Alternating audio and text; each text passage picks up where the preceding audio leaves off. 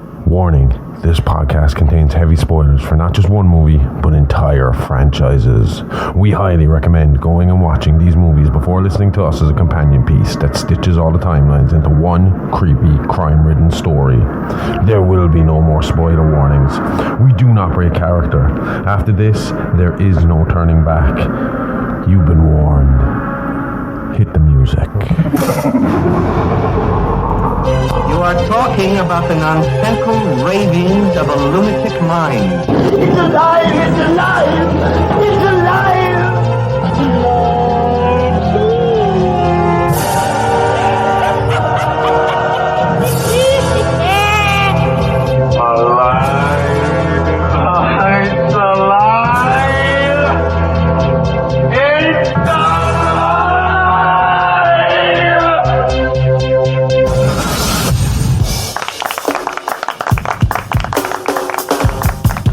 Hello and welcome to It's Alive podcast. This is a true crime, paranormal, interstellar podcast covering unbelievable stories that sound like they were ripped straight from the pages of a Hollywood script. I'm your host, the man of many names, the outlaw Harley Ray, the bruiser Bronson, Dr. HR Smokenstein, THC, or you can just call me Josh for short. And with me, as always, is my very own scream queen, the perfect combination of beauty and brains, the bride, the Smokenstein, the India horror, the expert, the guts and gore, the gorgeous, the sexy Amy Rose. Hi. Hey. Hey. Fucking late. I know. Better late than never. Yeah, but you know what? We put up technical difficulty, right? And I think if we're going to do this, we might as well be honest when we're doing this and kind of, talk about what's really going on. And I think, it'll wrap into what we're going to talk about. I mean, we're talking about mental health today, especially with Michael Myers. How the mental health system failed Laurie, how it failed Michael, how it failed Dr. Loomis himself. Yeah. But I think we could talk as well a little bit about why we were actually late. Okay. And I think I'm going to take a bit of the blame, but I think I saw a bit of it in you as well this week. Really? I'm joking. Yeah, no, you did. You did. I can get anxiety from time to time. And I can't really explain it, and I don't know where it comes from. Well, I do. I suppose sometimes it's probably like a lot of people, money related and stress. And I know a lot of people, get fucking anxiety these days. And I think it sounds like a lot more people get it these days. It's just that we can talk about it better. Yeah. Because I know my mom has told me like that, I think my granddad had a little bit of anxiety at times. And she said there's other members of my family that I know who have anxiety. So, I mean, I know it's there and it just couldn't be spoken about for the longest time. But, when I said technical difficulties, I wasn't talking about a computer. I wasn't talking about the internet. I was talking about a connection in my head. Yeah. That just wasn't allowing me to focus on more. Yeah. Even last week's episode, I wanted to be more serious about Michael Myers. But last week's episode, I needed to do a funny episode where we talked about the lighter side of that subject with urban legends and stuff like that. Yeah. To just decompress, because the social media thing is coming at us hard and fast. Yeah. A lot. Mm-hmm. And that's a lot to deal with and a lot to face into every day. And then on top of it, you got regular life, which is tough enough, and work and all this kind of crap. Yeah. So you're trying to fit everything in. And then there's the guilt as well of we have the two kids who we need to try and spend time with. Yeah. Which is why we kind of used the excuse to watch as many movies with Riley this week as we could to not do what we were supposed to be doing over here. Yeah. But at the same time, we really want this to be a success and we really work really hard on that. And that's another reason why this is late, is because I didn't want to rush the script when I wasn't feeling right and I wasn't feeling good. We wanted it to be okay. And I knew my brain wasn't going to let me do the best work I wanted to do.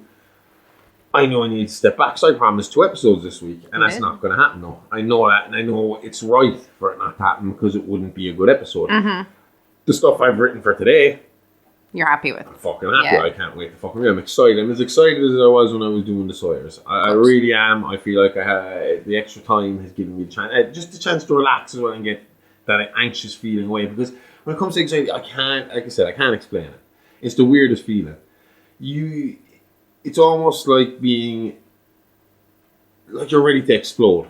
Like so much energy in you that you could explode, but no motivation to use it. So I'd curl up in a ball and close my eyes just as quick as I'd go and run a marathon for you. Yeah. And you know me, a lot of the time in the past, my way of dealing with that has been going for really, really long walks. Yeah, it has. And that's it. It's just to try and get that out of me and give me that time, the quietness to try and get my head straight. Yeah. And that's what happened this week. Was just every time I was getting close to doing a bit of work, I'd start to fucking feel that anxious feeling, that restlessness. And then, like, Riley'd come to me and he'd be like, "Can we watch a movie tonight?" And I'd be like, "You know what? Yeah, let's go do that." I'd take any excuse to walk away from what I was doing. Yeah. Not that was an excuse. I enjoyed it. We enjoyed it. We watched The Thing. We watched... what else did we watch? I can't remember. But he enjoyed them. He did. Well, you had fun, when we did. But we were kind of using it as an excuse to kind of try and give ourselves a couple of seconds to get our brains back functioning. And do you think as well that it might have had something to do? We really enjoyed this experience, but with the interview, I felt that same imposter feeling that I felt at the start of doing the podcast. Not as bad, but it was still there. I felt like after I did it, I enjoyed every second of it. Yeah. We did an interview for the Horror Realm with Travis Bruce on YouTube. It was a lot of fun, and we talked a lot of shit about a lot of movies and true crime, and it was a good day. I enjoyed it. It was a nice easygoing conversation. Yeah. But once it came out, it was like something in my head was kind of saying, like, that's weird. Maybe I shouldn't be in that position, you know. And you have to convince yourself again to start going and start moving. Yeah. And as I start to sit down and write again, then I start to get back into that mode again, and I'm able to do it again, and everything's okay again. But shit, when it hits, it kind of debilitating. And I don't want to. It's not like I'm a fucking weeping mess in the corner. No, you're not. You're not. But it is. It's I not. just get quiet. Not normal anxiety. It's yeah. You know? No, yeah. I would agree. I'll do stuff, but not necessarily what I should be doing. Oh yeah. Yeah. Sunday, like, I've seen you spend the entire day just watching movies. Yeah. Curled up on the couch together, watching movies, not moving. But on the other side of it, I've seen you when your anxiety hits and the house is shining afterwards. Do you know? Huh? I've seen you on the other hand then when your anxiety hits and the house is shining afterwards. So it's not really. Well, that's when you have that excess energy. Yeah. You don't know what to do with it. Yeah. So you start just moving, and like you said, I just clean the entire house. Like. Yeah. Look. It could be using it a lot worse. I mean, Michael Myers went away and murdered countless amount of people from his mental illness. Did he have anxiety though? Extreme anxiety. That's probably the one thing he didn't have. That guy didn't seem anxious at all about anything. Well, if he had no emotions, he probably wasn't able to feel anxiety. Well, again, that's kind of why we're there. And I don't plan for this to happen again. I want to be on time, like, you know. So even though you're not going to get part 3 and 4 within a day of each other, you are going to get them pretty close. Yeah. This is going to come out on Friday now, and the next episode will be back out on Wednesday. Yeah. We were getting back. Exactly. We're back to our proper mind frame. Yeah. I think we just got to get used to that as well. Because again, like I said, social media is coming hard and fast. There's a lot of work there. There is. You're talking to a lot of new people. And that's another thing. Whereas I have the anxiety that likes to just hit me randomly and knock me on my ass. You have that kind of more social anxiety of meeting people for the first time. I don't consider myself a quiet person. Would you consider me a quiet person? No. But when I'm around new people, I completely go into a shell. Once you find common ground, you are off and running. But when like that was the one. I get over if there's more than like if this kitchen was packed. The day of Friday's communion, I knew everybody here, and I said it to Nikki and I said it to Mom. I had to go upstairs and I had to sit down in the bed, not because I didn't want to be around people. I had to sit down in that bed for 10 minutes and I just needed to, and then I was fine again. Like, so sometimes situations like that, I find a tiny bit overwhelming. Yeah. But like we had to say, because I was saying to you that I was starting to get a little worried that people listening to our podcast or listening to our interview or listening to the interview we did with Travis. Yeah. Might start to think that in our relationship that I speak for you or I speak over you or I speak. It was my first time meeting Travis, and that's what the problem was. It's not that I don't give you a chance to talk sometimes because it's while you're getting used to doing this and getting yourself out of your comfort zone. Yeah. And you have been. I'm massively out of my comfort zone at times. But I'm enjoying it though. Yeah, and every episode there's more and more of you creeping in. And it's taken time, and it took me a couple of episodes to get myself kind of comfortable enough to be talking. yeah. And it was the same. And then we were doing the interview with Travis, and I was eating up the room. I was doing all the talking. I mean, I barely gave him a chance to talk, let alone giving you a chance to talk. But you were kind of sitting there happy. I was happy, yeah, exactly. Well, at that point, you had been up about 22 hours or so, and you were just dying to go to bed. I could see it in my eyes on the interview. I was hanging. And then he hits you with a question, and I swear to God, the only thing I could compare it to was a kid who studied the wrong thing for home. But that's what happened. And Travis turns around to you, and he's like, who is your favourite final guy? And you're like, what the fuck is a final guy? I've been studying slashers all week from Behind the Mask. my mind just went blank. I know what a final girl is. And you were looking at me and hitting me. But the problem was, I knew he had directed the question. I knew he had directed towards me as well. Because I hadn't spoken and it was going to give you a chance to get I had spoken, but just not much. Yeah. And I knew that. I knew that if I spoke now for you, that it was going to be the same. Terrible. Yeah. So you were hitting me in the leg under the camera saying, give me something. And I'm sitting there going, fuck, I can't. And eventually I just tried to whisper you. I was like, Andy Barkley. Except the whole world heard you.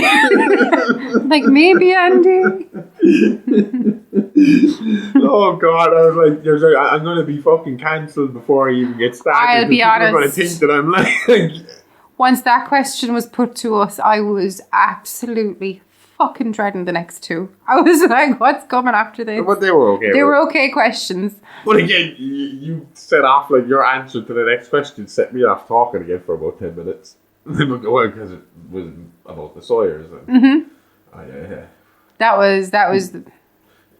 It was about our favourite true crime subject that we had covered, and the shitty urban legend that went with it, which was the 2022 thing. Yeah. We were talking about how we enjoyed that viral video that went around, got them all those influencers cancelled. Oh yeah. Thing. Yeah. That we spoke about at the end of The Sawyers Part 2, I think it was. Yep.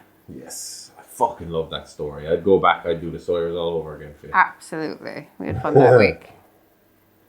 What did we watch last night? It was very you were like, oh, this is very like the dinner scene from The Sawyers. Oh, the Rocky Horror Picture Show. The Rocky Horror Picture Show. I said that's what when I think about how The Sawyers must have been. The Rocky Horror Picture Show with a lot of dust and bones is how I pictured it. Cool movie, but you know it's based on a true story, or an alien true story about with these three people.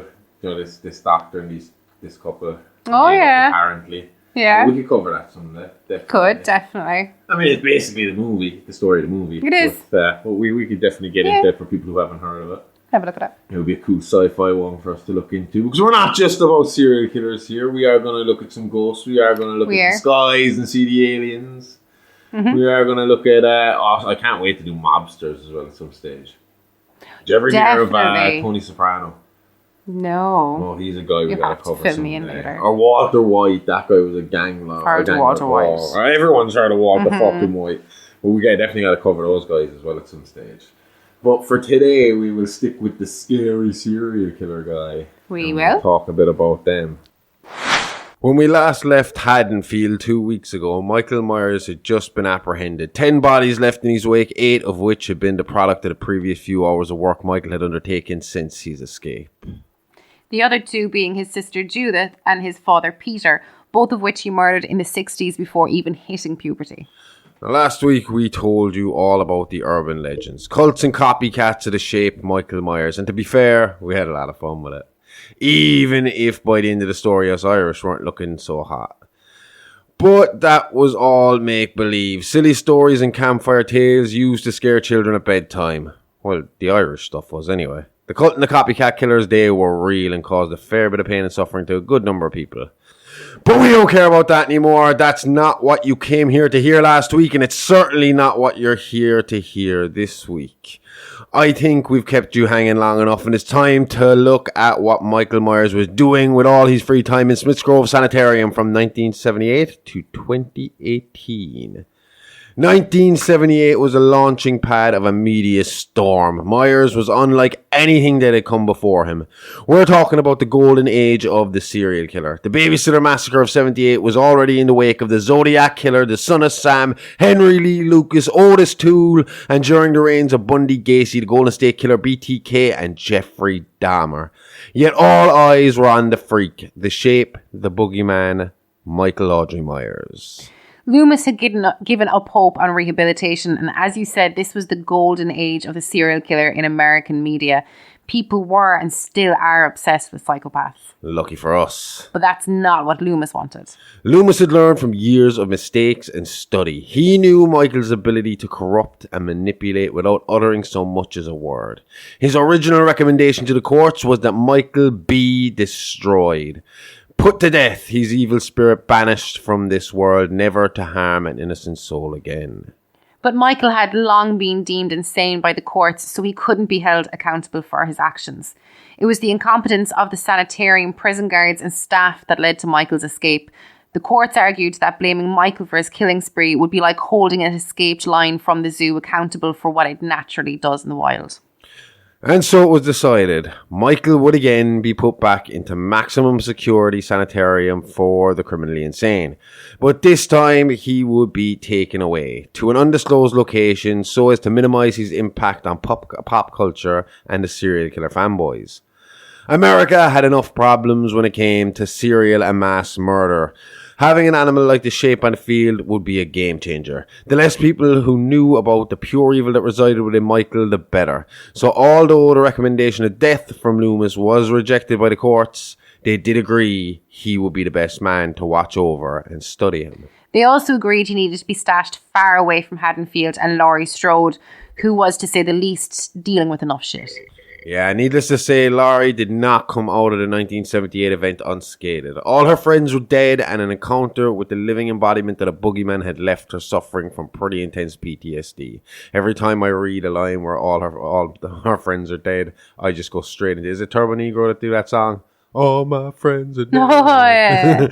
PTSD that was not fully understood at that point in time, leading to Laurie slipping through the cracks in the system, turning to alcohol and prescription drug use to deal with her feelings of utter fear and despair. I wish I hadn't put a joke in the middle of that. That's pretty serious.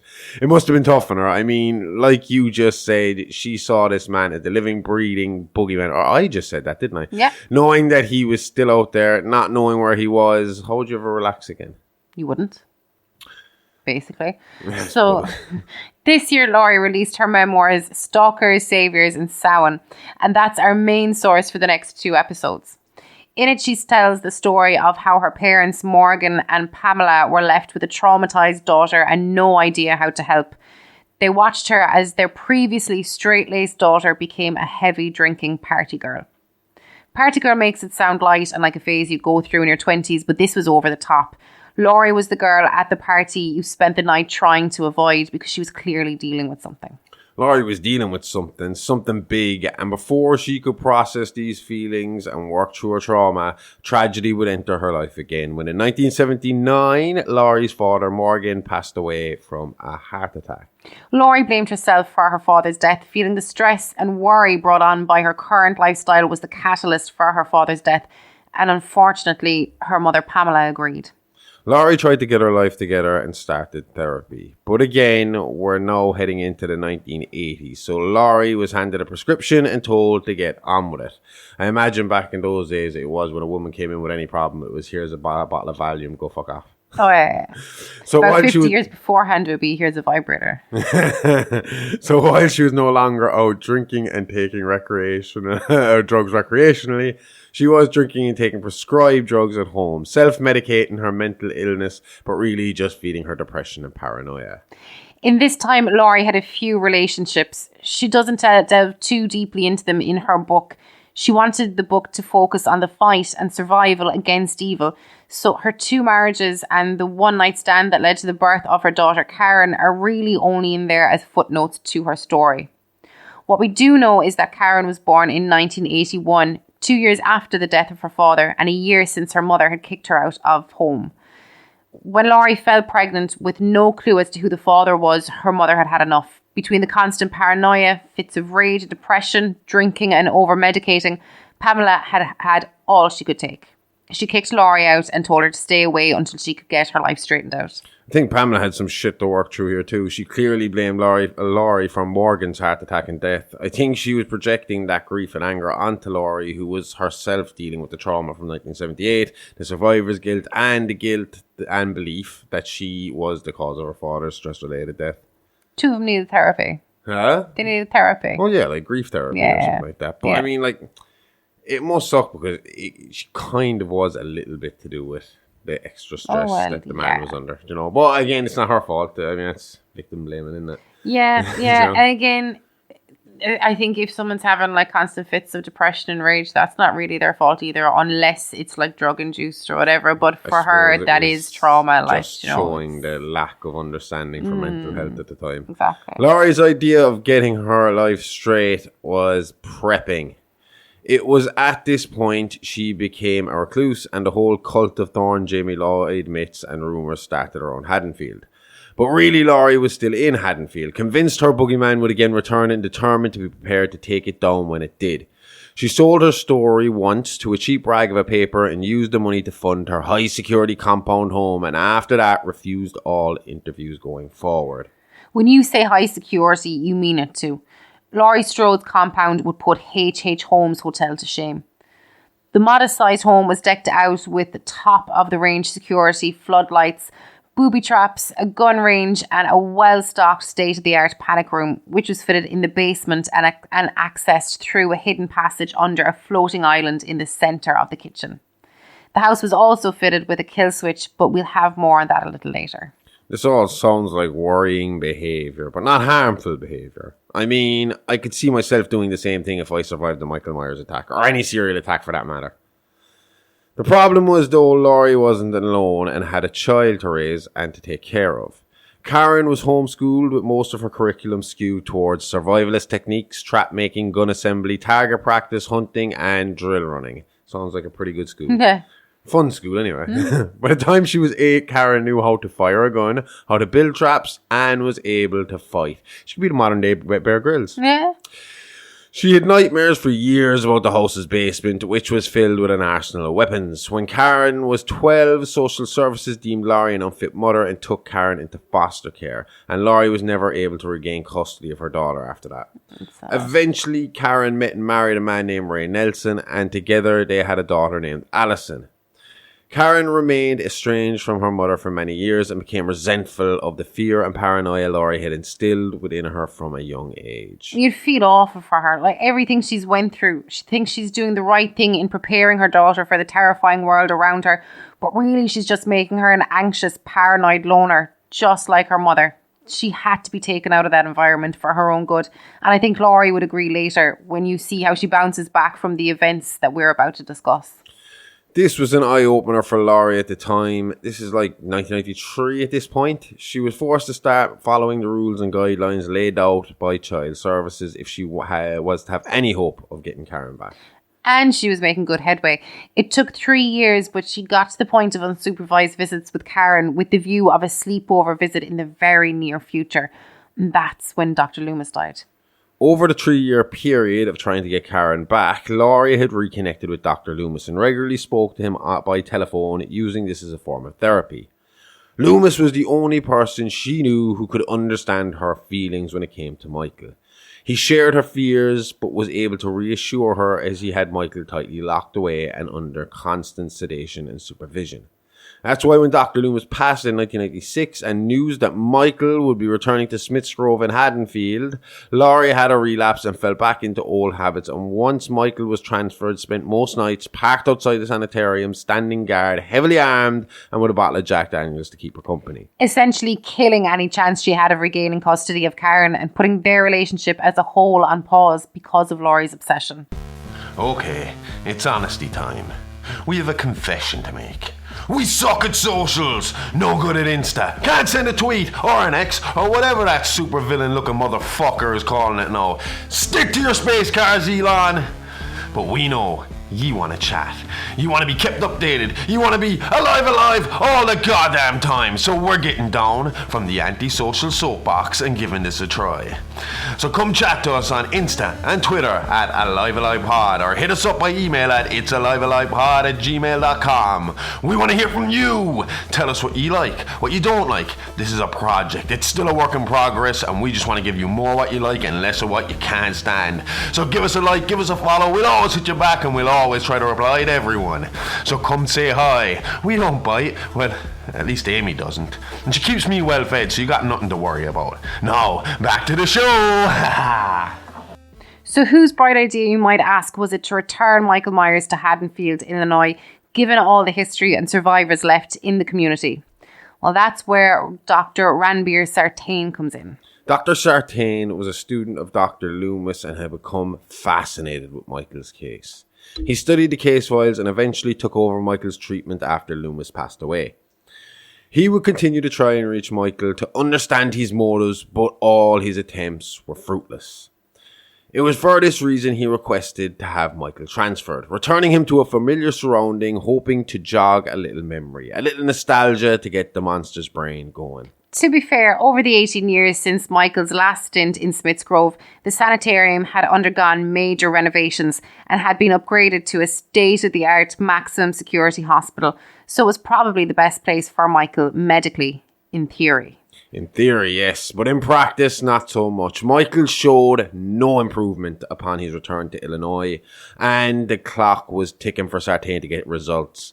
I say ticking, he managed to drag Michael's time in Smith's Grove out for another 22 years, convincing the courts to allow him to try every experimental drug and therapy style in the book. The world needed to know what made Michael tick. At least Dr. Sartain believed so anyway. Everyone else that encountered Michael in that time agreed with Loomis and Laurie, feeling the evil ooze off him. He should have been destroyed like a rabid dog, taken out of the game before he had a chance to come back and cause even more damage. Michael had been seen by over 50 clinical psychiatrists, and with each many different opinions. Loomis reasoned that he was nothing more than pure evil. Sartain disagreed, saying evil was not a medical diagnosis and that under his more holistic approach to Michael's therapy had seen a marked improvement in Michael's aggression levels, even testing the theory by leaving 2 kittens in Michael's cell overnight with them, seeing them come out on the other side unharmed by the once fierce boogeyman of Haddonfield. I wonder what year this was, because Peter wouldn't have been too happy. Holy shit, Sartain, you're going to get cancelled. Do you think Michael was clever enough not to? Probably. Okay. I mean, most people who came across it, like doctors like Loomis and a few others that would have been close to him, would have made the statement. I think we said it in the first episode that Michael was a lot smarter than you thought. Yeah. That there was an intelligence in there. He was like, even when it came to him not speaking, it was a choice not to speak. It wasn't that he couldn't. It's not that his brain wouldn't let him. It's not that there was a mental problem stopping him. It wasn't like autism where you become nonverbal or anything like that. This was just, he made the decision. He was not going to speak. And that was it. Okay. Do you know? So they reckon there wasn't a... And I think we even say it here at some point that like he said it at some stage that like, you know, they found maps and stuff in Michael's fucking room multiple times, like, you know, like they knew he was trying to get out. You know, he was planning something in his head, like. Sartain put when it came to him mellowing out with the kittens, Sartain put this down to age, saying Michael was an evolving, aging animal like the rest of us, and the time was taming the beast. Exactly as Smith Grove brass taught back in 1978, when Michael was seen as docile and a near perfect inmate at the sanitarium. The big thing that the higher-ups in Smith's Grove wanted here was for Michael to talk. Like I said, they knew he could, and he chose not to. A breakthrough in that regard would be a monumental feat in the psychological world and in the process of understanding the mind of the most animalistic killer in American history. Unfortunately for Sartain, by 2018, 40 years had passed and not enough progress had been made with Michael to justify the expense of keeping him in a facility of the quality of Smith's Grove. and it was decided that the need for budget cuts and the perception being all that could be learned from the Shape had been learned, to transfer Micheal back out of the state to a more basic facility to live out his days in irrelevance, hopefully forgotten to time as an urban legend. Forgotten and hopefully never to be replicated. Ever. Sartain was growing desperate and had one more theory he wanted to employ.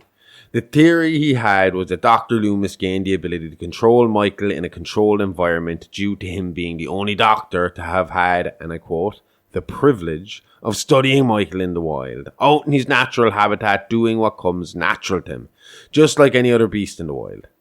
He believed that if he could lead Micheal back to Haddonfield and back into the life of Laurie Strode, then maybe he could gain some insight that would allow him to finally crack the mind of the most cold-blooded killer America had ever seen.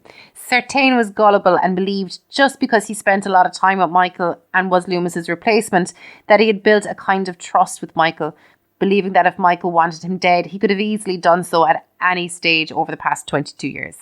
It was for that reason he believed he could stage a breakout on the night of Michael's transfer, replicating the events from 40 years ago, and by doing so becoming the only man to really understand and explain the enigma that was the Shape.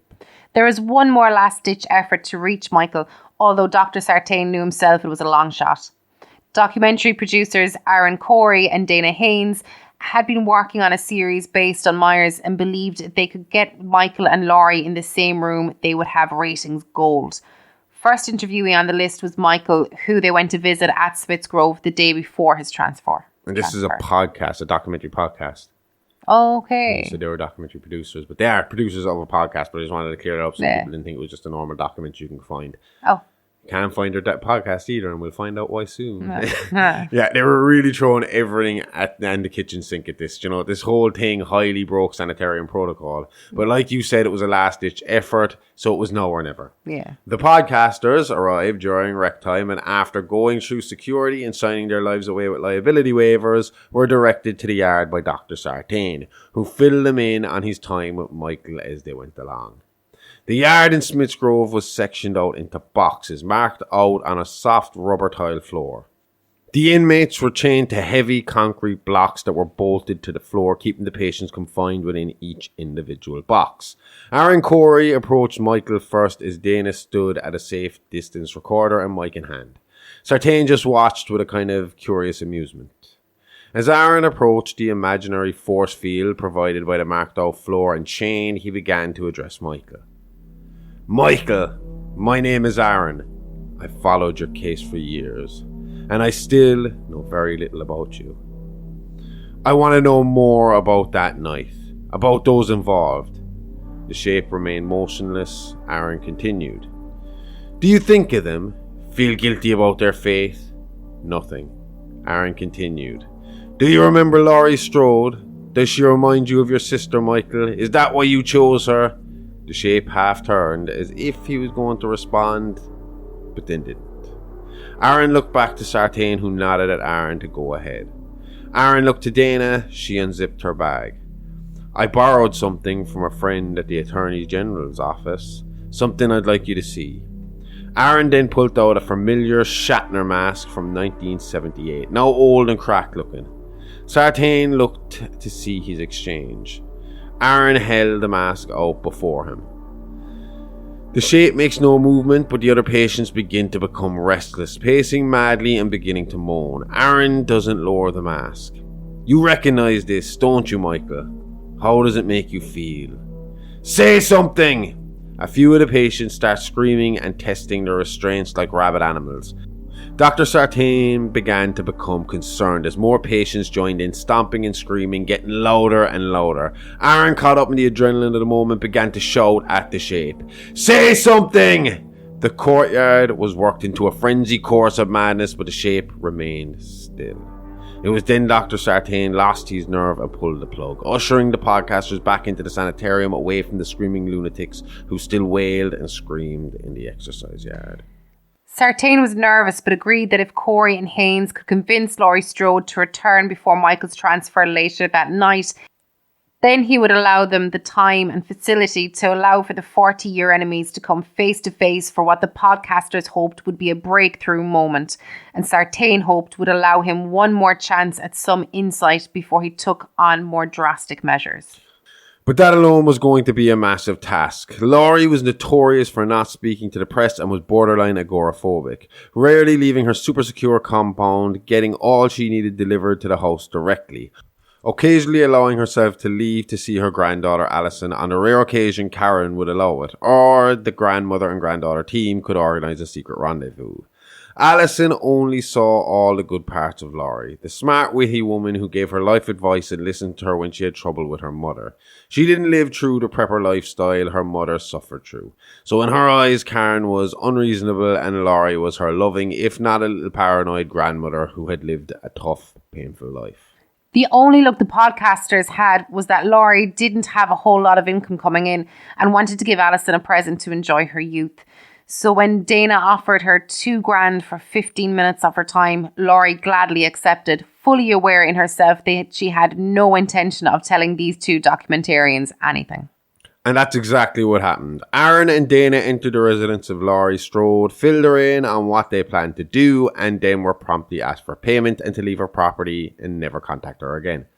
The dream of an encounter between Micheal and Laurie now seemed lost to the two journalists, and with that they decided to spend their trip visiting the sites of the original crimes as Micheal slipped out of their grasps.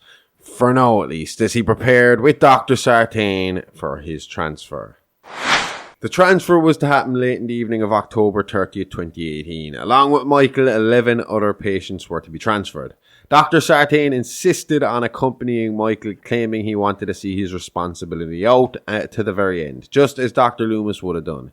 Also on the bus was the driver, a prison guard, Matt Haskell, and warden Michael Kuhnman. Why was the warden coming along? He wasn't the warden of the sanitarium. It was just kind of a senior officer term at Smith's Grove.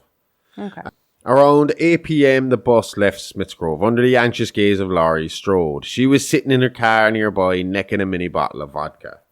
Around 9 p.m, it was found by a father and son turned over on the side of the road, a few bodies scattered across the road, and a few inmates running off into the distance.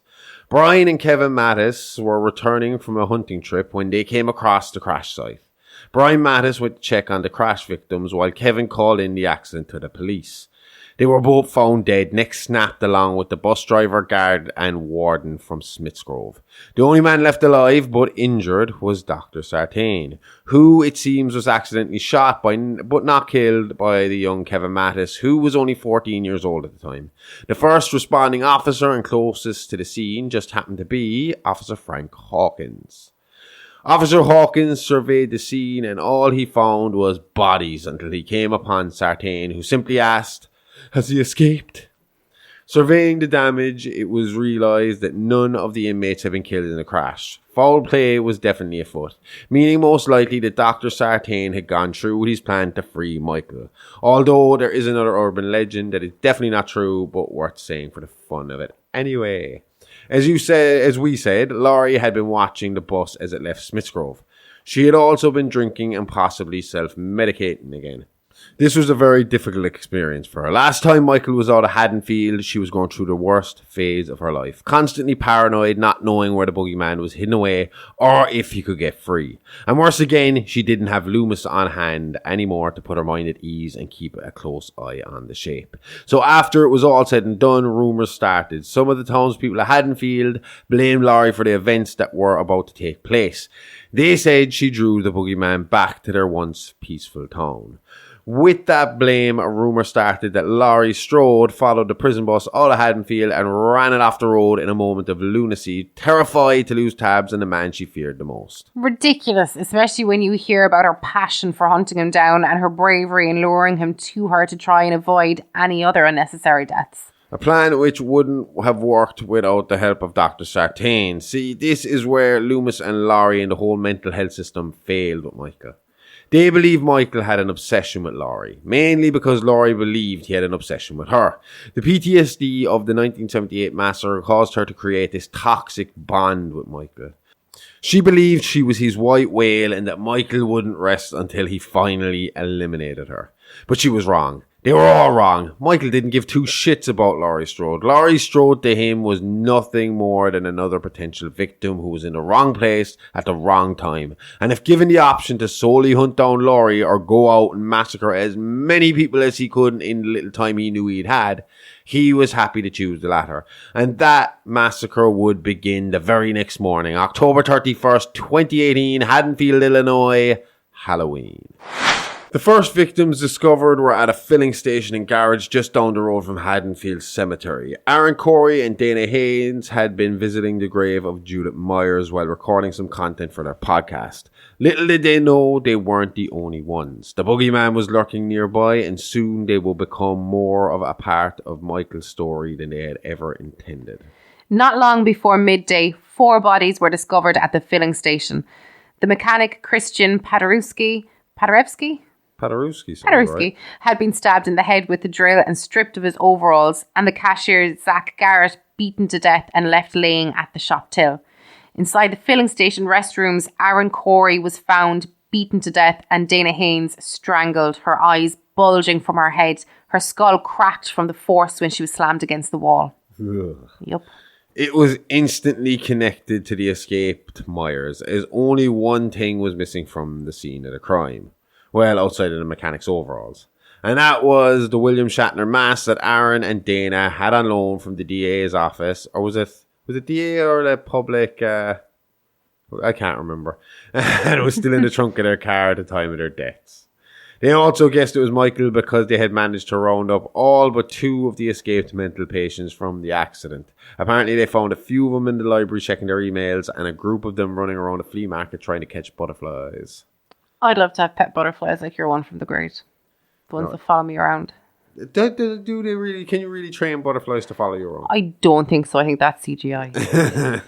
Train crows, that would be class. Oh, that'd be cool, like Rick and Morty style. Oh yeah, walking around like Rick with the 2 crows. I want to be like Snow White in Shrek, where when her arms go out and next thing it's like Led Zeppelin and all the birds appear. Oh, I would just feel like I was Odin. I'd be walking. I am Odin. My crows. At this point, only 2 remained at large. Prisoner A2201, Michael Audrey Myers, and a Mr. Anthony Tavalli. Tavalli, that's what we said it was last time, wasn't it? No. Tivoli. I got it. A paranoid schizophrenic who was only really a danger to himself. He became classified as criminally insane because a few incidents where he was trying to hurt himself resulted in him accidentally harming people around him in the process. Self-destructive behaviour with no thought for the people around him. Exactly. Tivoli pays a big price for the boogeyman hysteria brought on by what happens next, but we'll be getting into that real soon. We sure will, because it's dark. The Shape has most of his costume in place and he's ready to relive his night of fun once again 40 years later. By 10 p.m. that night, Michael would have laid out 4 more victims as he mindlessly walked towards his real obsession. 45 Lambkin Lane. The bodies literally started to read like a map from the crash site to the old Myers home. Along with Garrett Haskell, Warden Kuhnman, Brian and Kevin Mattis, Christian Pedrusky, Zach Garrett, Aaron Corey and Dana Haynes, Michael killed Gina Pancella with a hammer, stealing her knife to then stab to death her neighbour Andrea Wagner. He then made his way to the Morrissey residence to live out once again his babysitter fantasies. This is the first of Michael's 2018 murders that we actually have a decent account of, because despite murdering Kevin Mattis and 1 more young teen later, Michael generally didn't harm children. So although the babysitter and her boyfriend were killed, the babysittee, 8-year-old Julian Morrissey, was left alive and the only witness to the murder of the 2 teens. He claimed that Michael was just roaming the halls of the top floor of the house, stopping only to stare at Julian for a few minutes. Julian, frozen in fear, didn't make a squeak. He said the boogeyman then walked into his room and hid in his closet. Julian obviously took this opportunity to get the hell out of there. Downstairs, Vicky Gardner and her boyfriend Dave Robbins were doing what babysitting teens do, and they were getting busy. So they had no time for this boogeyman bullshit from this kid. But seeing how spooked he looked, and being that she was actually a nice girl and good babysitter, she brought Julian back to bed and did the routine monster check. Nothing behind the door, nothing under the bed, that sort of thing. Then she got to the closet. That's when Michael attacked. Julian ran, screaming for Dave to come quick. He had to save Vicky or they'll all die. He was right. Julian ran to get help just as Tommy Doyle and Lindsay Wallace had 40 years earlier, but Vicky and Dave would not have the same fate as Laurie. Vicky was found brutally stabbed to death, posed on a chair with a white sheet over her like a ghost, glasses over the sheet where the eyes should be. Dave was found pinned to the wall by a knife 3 foot off the floor, confirming the method of murder suspected to have been perpetrated against Bob Sims in the Wallace home 40 years earlier. 24 hours in and already Michael has his record broken at 12 fresh bodies. Cops hit the scene fast after Julian raised the alarm at a neighbour's. Again, Officer Hawkins was first in the scene, followed closely by Laurie Strode, who was keeping tabs on the night's goings-on using her own police scanner. Hawkins and Laurie were so fast to reach the residence that they got there before Michael could leave. He took so much time setting up the bodies, it gave them the upper hand. As Hawkins surveyed the damage, Laurie followed orders and stayed outside, waiting for word from Hawkins on the severity of the situation. Laurie then claims she saw Michael in a window of the house and took shot, hitting a mirror. It was his reflection she was looking at. And Michael passed by Hawkins like a flash, down the stairs and out the door, back on track to Lambkin Lane.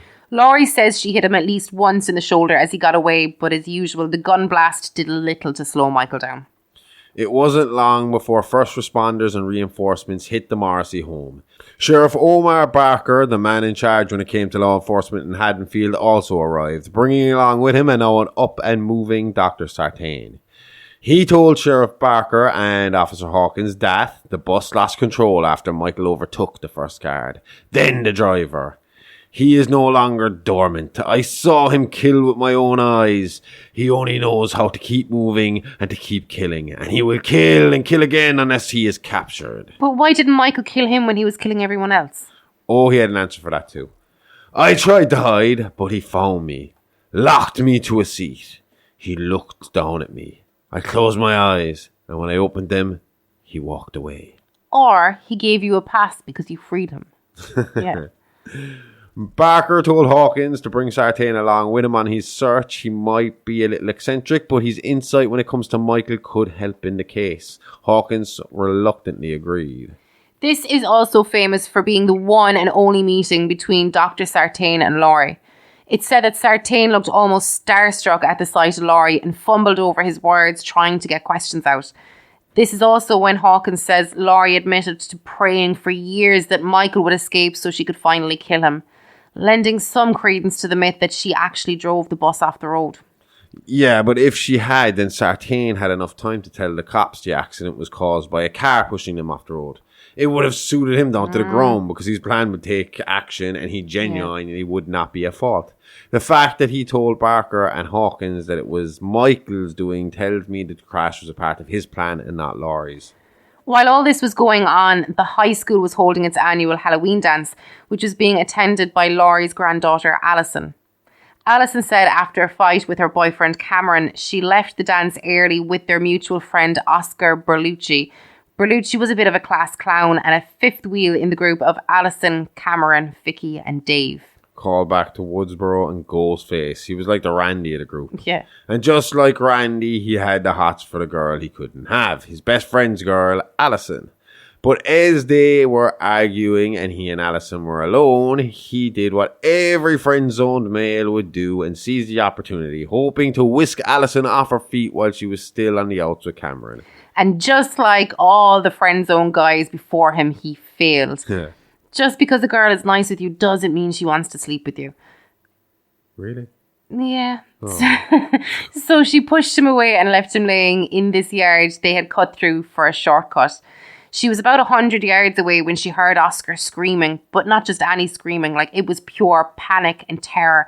And just as fast as it started, it stopped and there was silence. Alison ran back to find Oscar laid out like a kebab, skewered by the sharp tips of the gate he was trying to scale when he was attacked. Alison said she could hear him breathing before she saw him. Then the pale white face emerged from the darkness. She was eye to eye with the animal her grandmother had always warned her about. The boogeyman was real and he was coming to get her. With Michael still in a fenced-off yard, Alison took the chance to run, screaming for help as she went.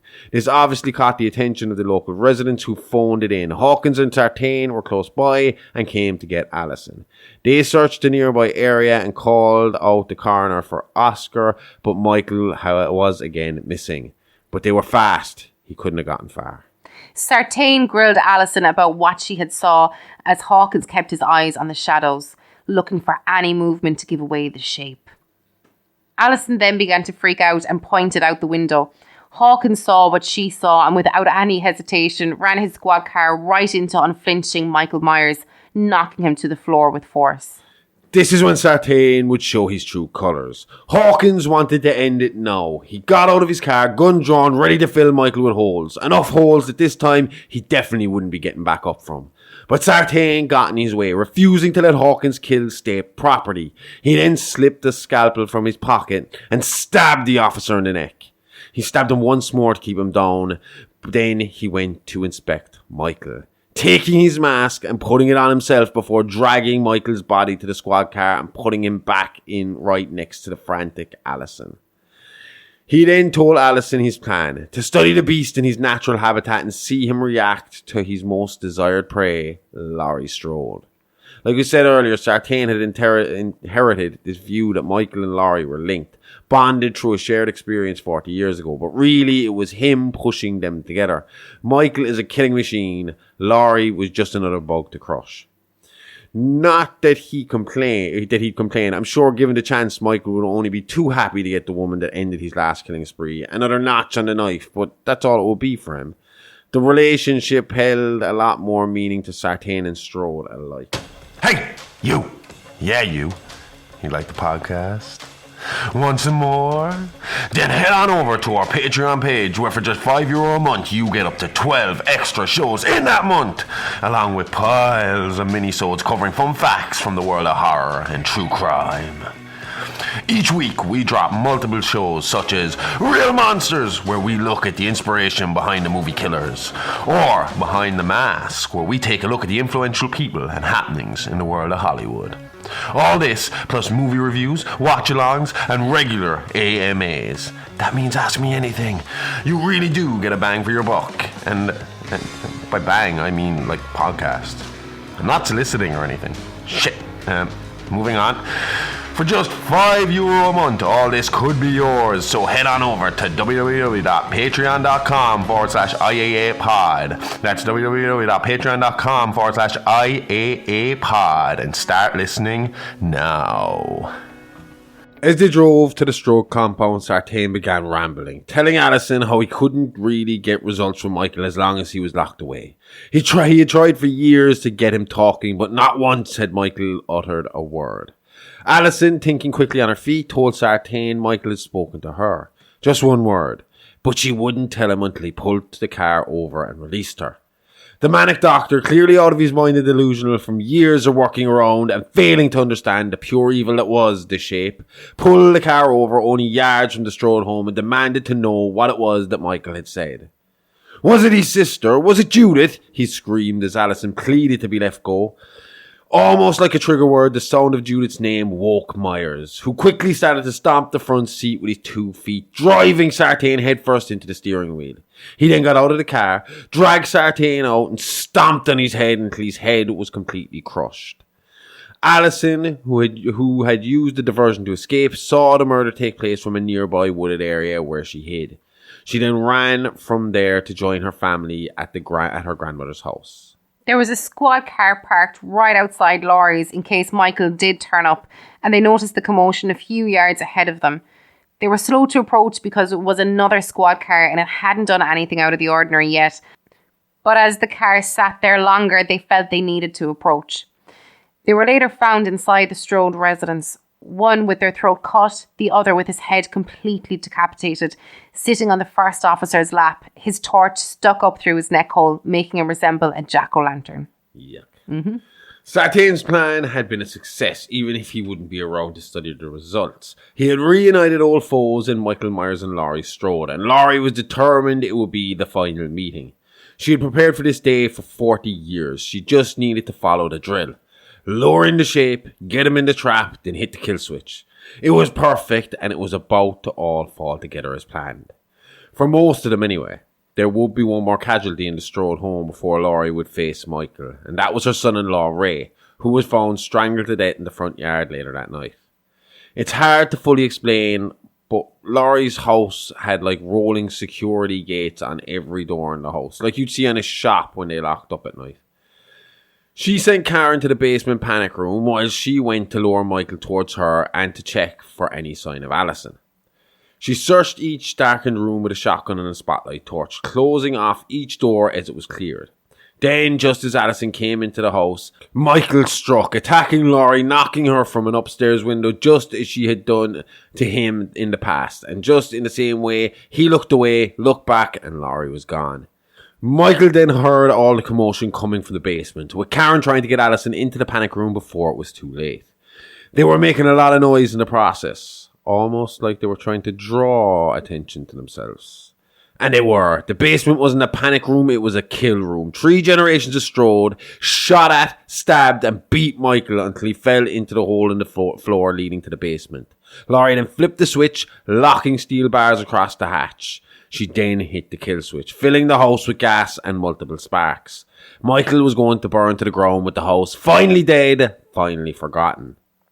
Only problem is, Laurie forgot to inform the authorities of her plan. So once a fire was reported by the neighbours, the fire department were straight out on the scene, ready to put it out. Laurie, who had been stabbed by Micheal in the struggle earlier, was on her way to the emergency room along with Karen and Alison. Haddonfield had a good fire department because they were on the scene within 10 minutes of the Strodes leaving. What happened next is anyone's guess, but when Sheriff Barker turned up to the scene, what he found was a burnt-out house, 8 dead bodies, and 7 critically injured firefighters. Among the dead was Sartain, Ray Nelson, and 2 police officers, Officer Francis and Officer Richards, and 4 more first responders. There was no sign or trace of the Shape in the wreckage, and it had to be assumed he escaped, considering the firefighters didn't fuck themselves up. So Michael's true journey continued, his journey home to Lambkin Lane. And this always had to be the goal, let alone has his trajectory been always heading towards his childhood home. But if you remember back in episode 1 when we spoke of Micheal and Dr. Loomis's birthday trip around Haddonfield, when asked where he wanted to go, home was the first and only location suggested by Micheal. Makes that reality TV show with Buster Rhymes seem all the more dumber now, knowing Michael's obsession with his house. Oh yeah, and the neighbours that called the fire in, one Peter Dickerson, was found pinned to the kitchen counter with a drawer full of knives sticking out of his back, dead. The other, his wife, Sandra, was found barely clinging to life after her throat had been cut and she was made to watch as her husband was butchered. That's how pissed off Laurie was that they called the fire in.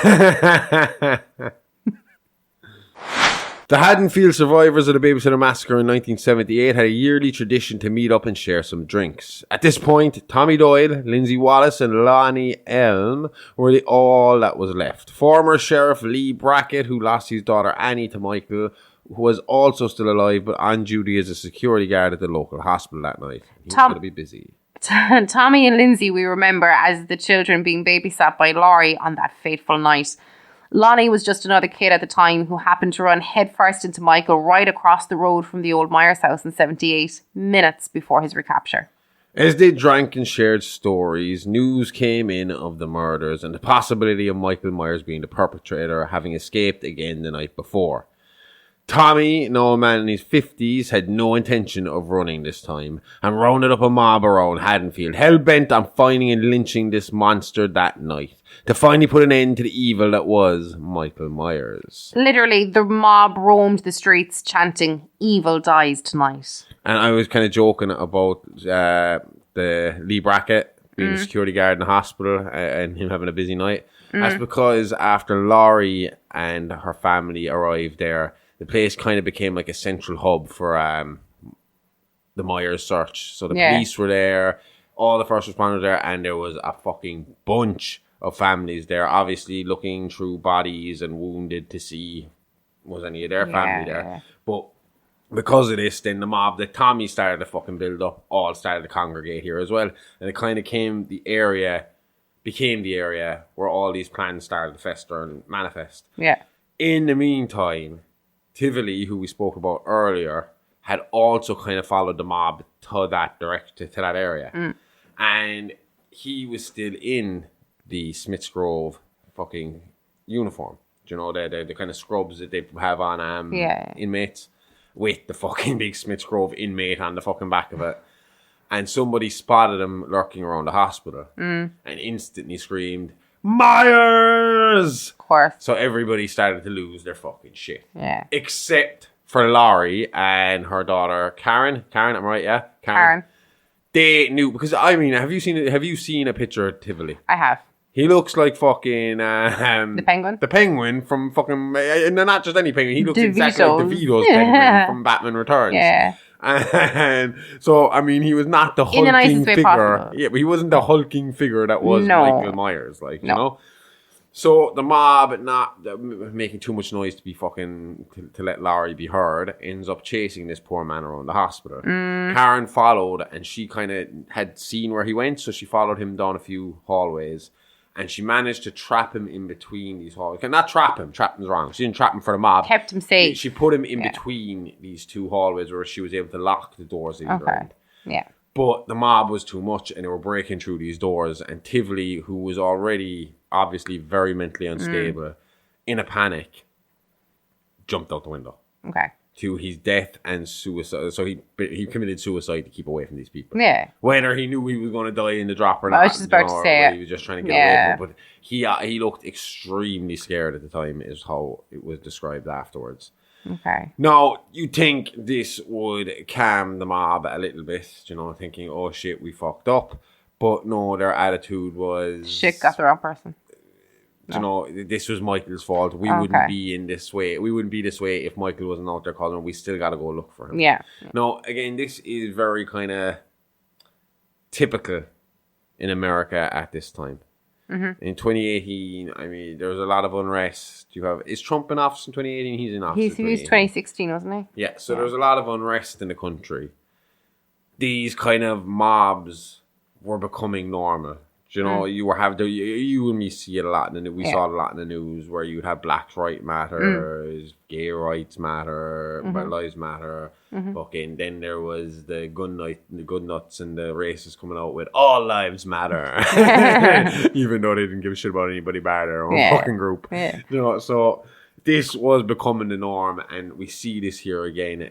They were kind of like, it's almost like the gods were fucking telling them, you fucked up, look at what you've done to this man. And instead they took the message and completely twisted it to their own agenda, exactly. Yeah. And that's, again, seems to be something that's very typical in America. Now, we need to be careful, because I've heard from other podcasts, some of the hardcore Americans, if they hear this, will go on a tirade on us online, like, and start freaking out because we're Irish and we don't know what we're fucking talking about. We got the news here too, bitch. I watch CNN. I try to stay away from American news, to be honest. But it is interesting. Yeah, when they had their election, is. It was cool. And when the war broke out between the Ukraine and Russia, I followed a lot of it on CNN and shit like that. Yeah. On the American channel. Oh, I came down early and you had it on. It was just quicker moving news. And it kind of... No. You change channel, you get a different opinion. Yeah. It's a very... broad 50-50 split when it comes to America on what you're going to get depending on who you're watching. Anyway, as we said, Tivoli's death did nothing to disperse the mob. In fact, it caused them to dig their nails in deeper, even gaining Alison as a supporter, who left the hospital to join the search against her mother's wishes. After a few hours of driving around, a small group led by Lindsay Wallace came across some kids in a playground. Lindsay begged them to go home, but they said they were having too much fun playing hide and seek with the pervert man. And besides, they were waiting for their friend Dennis. That's when Lindsay said she saw him, standing there holding what looked to be a mask, blood dripping from its neck. Dennis, and the only or second incident of child murder by Michael. Dennis would have been about 13 at the time, so I'm not sure where he's cut off age when it comes to children, you know. At this point, it seems like once you're a teenager, you're fucked. Because that other kid was 14 as well. Okay. But any kid he has ran into that has been under the teen age, they survived him, so you wouldn't know. Tommy Doyle was next to come onto this scene, discovering Lindsay's search team of Marcus and Vanessa Wilson dead and tied to a swing set. Dennis's head resting on Vanessa's lap. Lindsay, seeing Tommy, came out of hiding in hysterics and told Tommy of everything she had just witnessed Micheal do. Tommy and Lonnie split up in their search. Tommy and Lee Brackett coming from one direction with Lonnie, Cameron and Alison coming from another. It was Lonnie that first made the connection to Lambkin Lane and decided that would be a good place to start their search. Lambkin Lane had been sold and renovated years earlier by an awesome couple by the name of Big John Soto and Little John Mosey. The couple referred to each other as Little John and Big John due to the obvious name clash in their relationship, and were a happily married couple living out their fantasy life on 45 Lambkin Lane. They didn't mind the history. In fact, the Johns used to love playing up to the fact that they were in the Myers' death house every year, decorating it to the max and scaring little kids with tales of Michael Myers.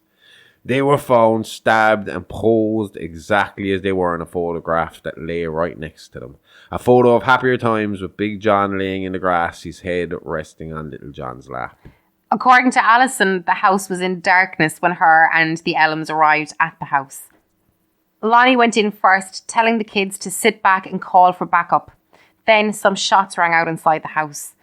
Cameron, worried about his father, disobeyed his wishes, following him into the house, with Alison right behind him armed with a shotgun.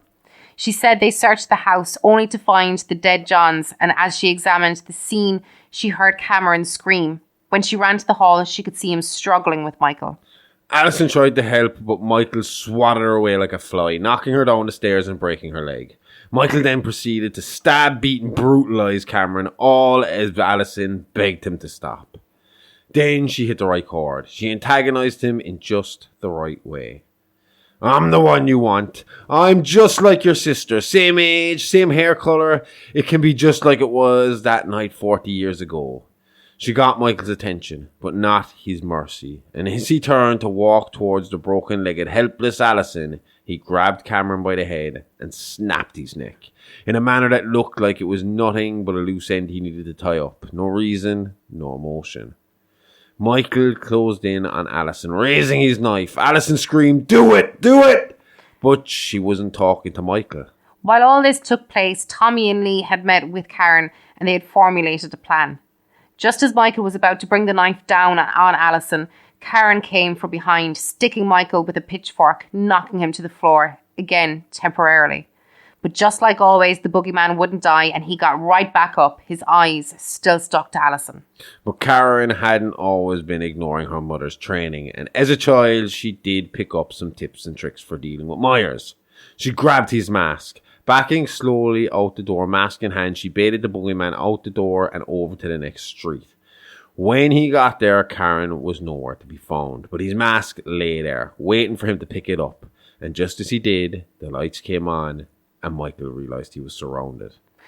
There was about 15 people there, all armed with guns, knives, bats, bars and sticks, but no one wanted to make the first move, until Lee Brackett said, "Fuck it," and took a shot at Micheal, fueled by pure vengeance for his daughter.